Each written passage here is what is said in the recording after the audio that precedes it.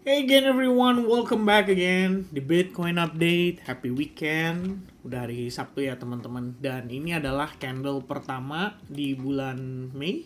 Ya, sudah dapat closingan. Dan so far so good. Oke, kita bahas langsung ya teman-teman sekalian. Jadi ini kita mau bahas sedikit soal kondisi perbulanan ya. Terakhir kita ngomongin Bitcoin datang bulan tuh 2 minggu yang lalu. Jadi kita udah bahas juga pada saat itu bahwa tetap ada kemungkinan teori bulan itu bisa salah. Makanya saya nggak terlalu menggunakan teori bulan, ya kan? Tapi kita bisa jadikan ini sebagai bagian dari confluence supaya kita punya kewaspadaan terhadap apa yang akan berpotensi terjadi. Now, let's do some analysis, teman-teman. Starting dari geopolitik, ya. Ada kondisi yang sekiranya cukup membaik dari Iran. Jadi Iran menawarkan diri atau memberikan sinyal bahwa mereka memiliki keinginan untuk melakukan diskusi atau negosiasi atau kita bisa bilang melalui jalur diplomasi ya. Jadi nggak mau coba untuk terlalu complicated ya dengan kondisi perang yang berkepanjangan. Dan Trump juga bilang katanya harga minyak turun nih kalau misalkan war selesai gitu. Tapi ya di sini I think close to 400 ships with oil locked up in Hormuz ya. Dia udah ngomong ya berbagai hal dan dia kan salah satunya memblokade. Jadi di blokade itu sebenarnya tujuannya adalah untuk membuat Iran itu kesulitan juga dalam konteks di sini nggak dapat keuntungan ya dari kapal minyak atau kapal tanker yang lewat gitu. Nah, tapi kemarin banget waktu Iran ngasih statement-statement tersebut ini keluar dari Wall Street Journal ya. Iran softens conditions for resuming peace talks with the US. Dari sini dapatlah kondisi yang sangat amat positif. Tapi positifnya kita ngomongin bukan buat Bitcoin guys. Bitcoin sebenarnya biasa aja. Yang paling positif itu untuk S&P 500 dan juga Nasdaq. Keduanya closing dalam keadaan yang sangat solid. Okay? Creating new all-time high. Especially S&P 500 ya. Kalau kita lihat setelah pergerakan hari Kamis, Jumatnya tuh sebenarnya sempat impulse naik lagi kencang. Tapi menjelang penutupan dia terkoreksi. Ya, untungnya di sisi Bitcoin nggak terlalu guys ya, nggak terlalu terkena dampak dan Bitcoin masih bisa tetap closing dalam keadaan solid di atas EMA 21, di atas EMA 100, di atas trendline dan on the weekly perspective kita butuh sih closingan ini gitu ya. Kenapa saya bilang begitu? Karena guys, kita itu posisinya kan lagi berusaha ya untuk mereclaim zona SNR yang amat sangat major. Kalau kemarin kita ngomongin monthly, dia ngebentuk yang namanya Three River Morningstar. Mudah-mudahan bisa dipertahankan dengan baik. Yang kedua teman-teman, yang sebenarnya kita harus bedah juga adalah bagaimana Bitcoin itu harus bisa bertahan di atas level 74.500 minimum ya. 74,5 atau 74.400 deh kalau kita bilang ya, kisaran area tersebut teman-teman. Ya, kenapa? Karena zona ini teman-teman bisa lihat ya. Sebetulnya sebelumnya asal muasalnya adalah support resistance. We have resistance dari pergerakan periode 2024 tepatnya Maret. Kemudian kita punya support di kisaran pergerakan tanggal 7 sampai 9 April di 2025 tepatnya pada saat itu gara-gara Trump akhirnya memberikan pengumuman soal tarif dia tunda 90 hari.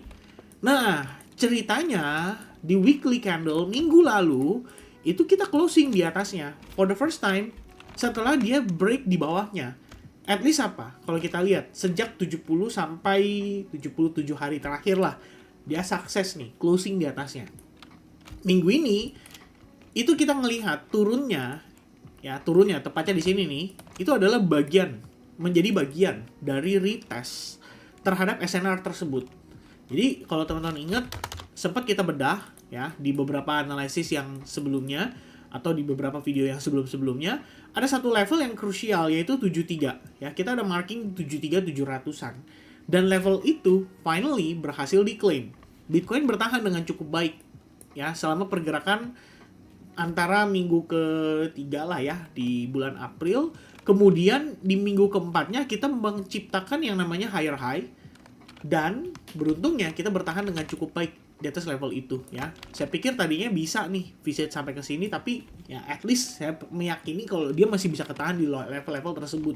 Karena ini adalah level support resistance yang tadi kita marking di time frame yang lebih besar. Ya kalau di time frame yang lebih gede kayak weekly sih mungkin ambilnya di 74400, tapi kalau kalian pindah ke time frame daily bisa jadi beda tuh ya. Jadi bisa di adjust dikit lah, kira-kira di zona 73200-an tuh. Lebih kurangnya mirip-mirip, nggak jauh beda gitu. Tapi kita ambil angka yang tadi aja 74400. Nah, di weekly-nya artinya proses kemarin itu adalah bagian dari retest. Harga kalau bisa closing seperti ini, setidaknya kita masih bisa expect ada sedikit pergerakan yang lebih tinggi dan level yang wajar seperti kita bahas pada video sebelumnya ya. Saya ada bedah di situ. Kemarin juga udah diposting di Telegram sih. Jadi teman-teman kalau nggak keberatan ya kalau keberatan nggak apa-apa sih, nggak perlu di follow juga. Tapi kalau anda nggak keberatan, follow lah nih ya Telegramnya Sally Trading Group, gratis ya, tinggal cek di kolom deskripsi. Karena kadang-kadang saya posting di situ ya, saya udah posting di situ teman-teman. Baru banget kemarin kita ngejelasin pengkondisiannya. Saya juga ngasih langsung apa istilahnya kalau kita bilang ini pergerakan harga ya setelah adanya perubahan struktur ya, saya langsung update inform di situ. So ya mampir aja teman-teman ya, it's free by the way, tinggal cek di kolom deskripsi ya. Sempat ada jelasin ya, kalau ada ekspektasi memang bisa tembus sampai ke 80.000. Ini sebagai bagian dari retest. Jadi memang level ini udah ada nih kalau saya lihatnya dari semingguan yang lalu lah, dari kondisi Bitcoinnya masih pullback itu atau lebih tepatnya sebentar saya double check ya teman-teman, just want to make sure. Nah ini dia ya, ini ada di Discord by the way. Ini ya teman-teman, kisarannya 80.000, 81.800. Masih ada sampai hari ini nggak berubah ya. Paling berubah-berubah tipis karena saya harus geser-geser kan. Kalau geser-geser gini kan kadang-kadang dia pasti berubah-berubah dikit gitu ya. Nah, jadi level itu yang berpotensi untuk dites. Nah, kalau misalkan weekly menjadi bagian dari retest ini, well kita bisa expect teman-teman, at least 80.000 itu bisa kecapai lah ya. Kita bicara itu angka psikologi. Apalagi dengan kondisi S&P 500 dan juga Nasdaq sama-sama dalam keadaan optimis.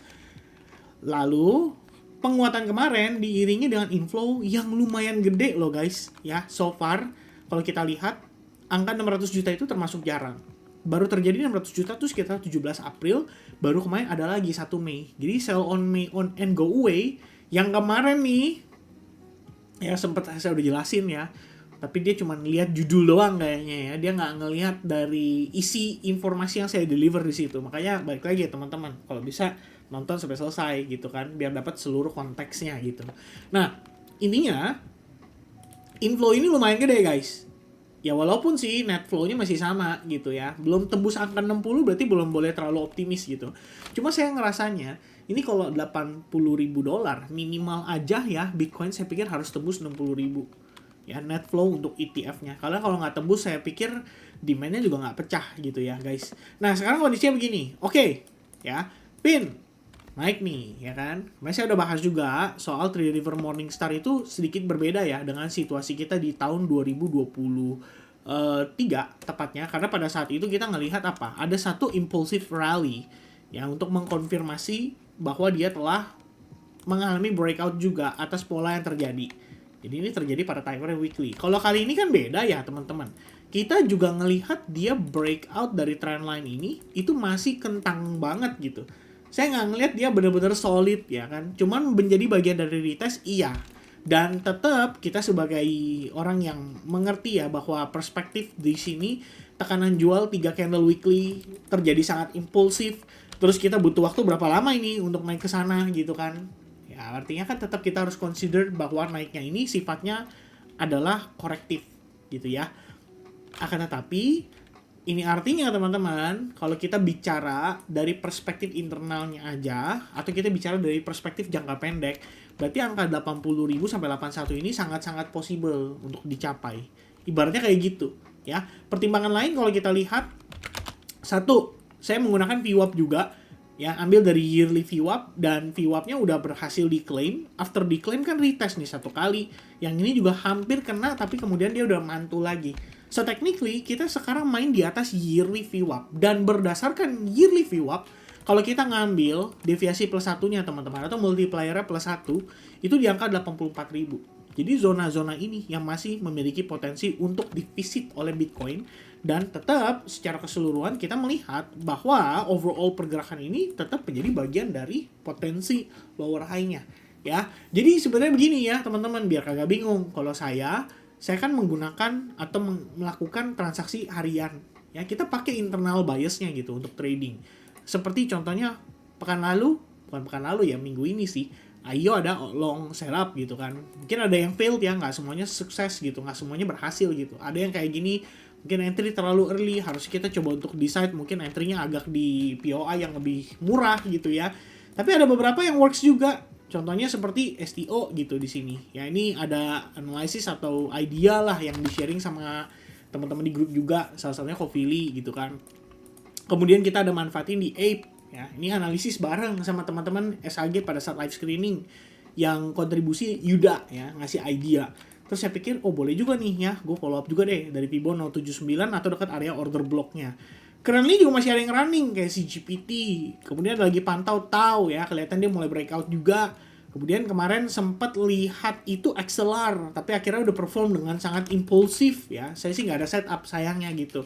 Cuman bias tersebut bisa dipakai teman-teman. Jadi kita menggunakan informasi di internalnya ya. Dan kalau kita kembali ke teori sedikit bulanan ya teman-teman ya. Ini kan full moon nih, kita bilang. Full moon itu nggak selalu ya, nggak selalu loh memiliki kondisi yang bullish. Tapi balik lagi ya, kita udah pernah melakukan pembedahan secara mendetail teman-teman. Waduh, ada Merle ya. Ini alert kapan ini? Alert udah lama punya ini ya. Kemarin itu nungguinnya di sini, tapi udah naik-naik duluan, jadi udah pasti nggak di follow up nih. Oke, lanjut. Jadi kalau berdasarkan teori datang bulan teman-teman ya, ini saya ilangin dulu biar enak ya bacanya. Nah, kalau kita lihat teman-teman berdasarkan teori datang bulan, setidaknya di 2 cycle terakhir untuk full moon itu relatively bullish ya. 2 pekan teman-teman, relatively bullish. Oke, kita lihat di sini juga sama, relative bullish ya. 2 cycle sebelumnya. Cycle yang terakhir ya, yang ketiganya itu dia turun karena waktu itu lagi ada dump gitu. Cuma kalau kalian lihat nih, cycle di sini ini flat konsolidasi. Artinya nggak naik ya, nggak naik teman-teman. Yang di sini naik. Lumayan deh, dapat 10% gitu kan. Nah, begitupun untuk new moon ya, nggak pasti dump juga. Di sini ada dump, di sini flat. Oke, di sini dump dia. Oke, di sini dump, di sini dump, di sini flat. Nah, kan saya ada bahas ya sama teman-teman. Kalau mau lihat video lengkapnya, itu di penjelasan yang ini. Ya nih, Bitcoin datang bulan. Jadi memang saya sengaja cover full di situ tentang moon phase atau moon cycle gitu ya. Nah, sekarang full moon nih. Kalau full moon, 2 cycle terakhir sih bullish gitu kan. Apakah dari sini dia akan naik lagi?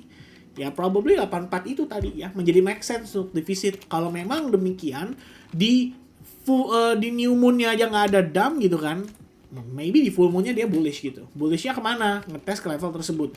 Tapi apakah ini artinya kita harus optimis bahwa Bitcoin pasti setelah ini akan naik ke new all time high?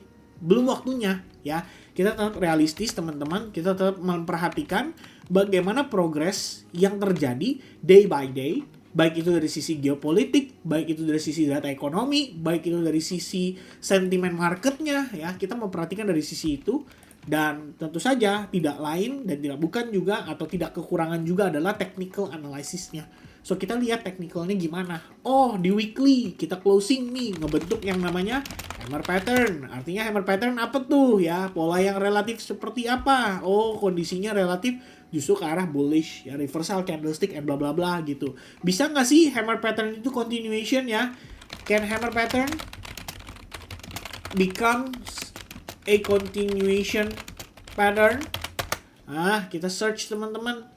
Kita lihat ya. Yes, a hammer pattern can act as continuation pattern, although it is traditionally classified as bullish reversal pattern.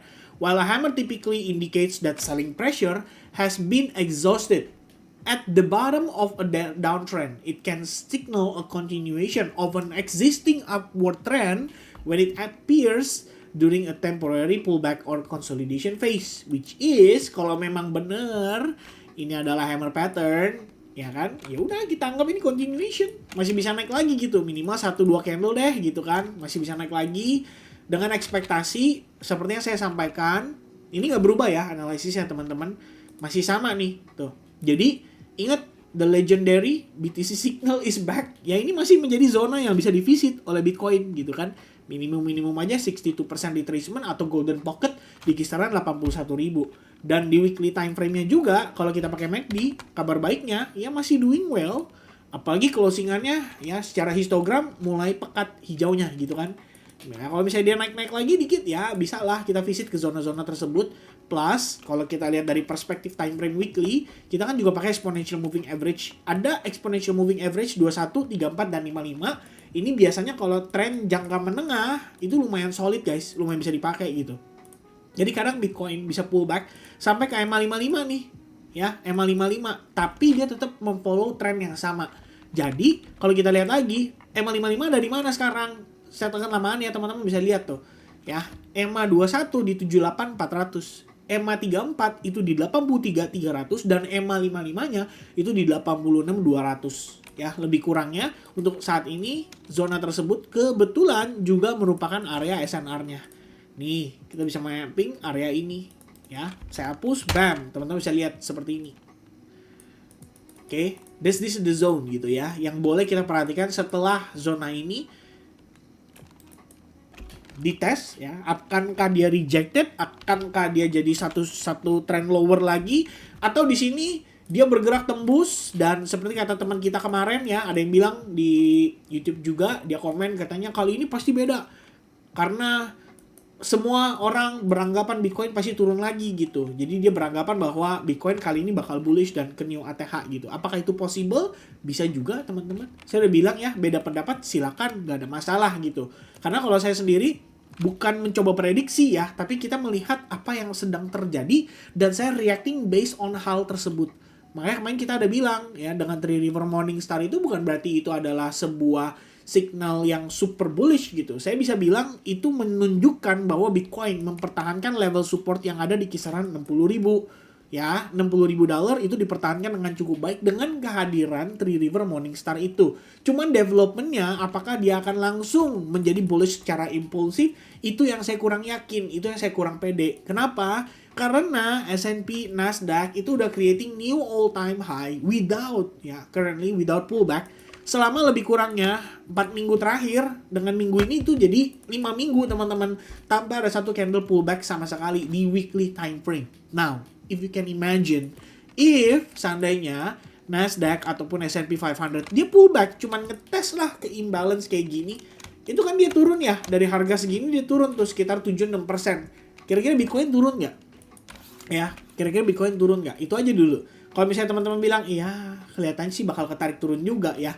Nah ya udah, itu aja berarti teman-teman tahu gitu. Sekarang dengan momentum yang super strong aja, Bitcoin belum sebullish itu. Ya, jadi saya melihatnya dari perspektif internal. Itu yang jadi pertimbangan. Kita lihat bahwa naiknya masih bisa terbatas dan belum waktunya. Dengan demikian, ya udah kita cuma follow up aja untuk trading secara jangka pendek. Idenya kayak gitu ya. Nah guys, kalau kita lihat internalnya, sekarang terjadi market structure shift. Harga sudah mulai ketahan, atau mungkin karena weekend, atau mungkin kalau teman-teman mau nambahin lagi, Vin, itu kan ada imbalance gitu ya, jadi nggak salah juga ya, karena kita ngelihat sell off di sini impulsif gitu. Kalau di sini nge-trigger menciptakan sell off, pertanyaan berikutnya adalah if the pullback happen, akankah dia terjadi impulsif kayak begini atau slowly kayak gini? Ya kalau slowly, current demand ini mestinya bisa nahan, minimal bantu Bitcoin untuk naik menciptakan higher low. Karena kemarin kita udah ngelihat dia retest ke level itu dan reactionnya bagus, berarti harapannya adalah kalau misalnya memang ada buyers yang mau step in, at least di current demand yang tadi kita marking di zona-zona tersebut, itu bisa mantul lagi deh ya, bisa nge-trigger Bitcoin untuk naik lagi, minimal untuk naik ke kisaran 80 ribuan sampai 81 ribu, baru kemudian kita pairingkan dengan teori bulan. Apakah itu confluence, apakah itu masuk akal? Ya kasih tahu saya di kolom komen, kira-kira kayak gitu. Oke, so guys, itu dia update-nya ya untuk Bitcoin di weekend ini. Kita langsung reacting juga atas kondisi yang terjadi pada market setelah closingan di hari Jumat, setelah closingan di tanggal 1 Mei ya. Semoga informasi yang saya deliver di sini bisa bermanfaat buat teman-teman, bisa jadi referensi yang ideal dan lebih kurangnya mohon dimaafkan ya, kalau ada lebih bagus, kalau ada kekurangan mohon dimaafkan. So kita jumpa lagi di next video update and probably the next live streaming. Okay? God bless to everyone and see you guys again in the next video update guys. Cheers. Bye bye.